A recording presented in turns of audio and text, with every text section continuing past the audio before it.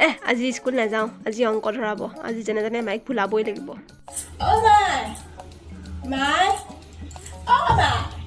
কি হলে মৰতি ইমান চিঞৰি আছে যে কিয়? আজি স্কুল নাযাওঁ। কিয় স্কুল নাযাওঁ তই?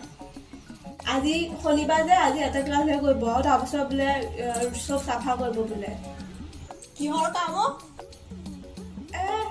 চাফা কৰিব। মই এটা ক্লাছৰ কাৰণে কিয় যাওঁ? বাকী চাফাই কৰিব দিব।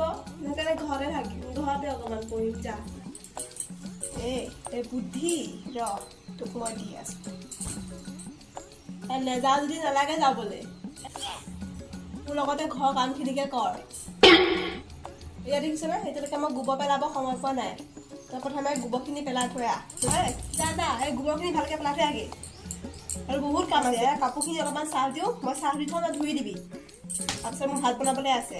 তই আজি আছো যেতিয়া অলপমান কামো কৰিব পাৰিম। স্কুললৈকে যাওঁ দে মায়ে। তই আকৌ স্কুললৈ জলদি হ'লি যে? এটা ক্লাছ কৰিব, ইংৰাজী ক্লাছতো কৰিবই, বাকী ক্লাছকেইটাহে চাফা কৰিব। ক্ষতি কৰি থাকিলে গালিও দিয়ে নহয়। নাযাওঁ বুলি ভাবিছিলোঁ, যাওঁ দে এতিয়া। চব আহিবই যেতিয়া মই যাওঁ।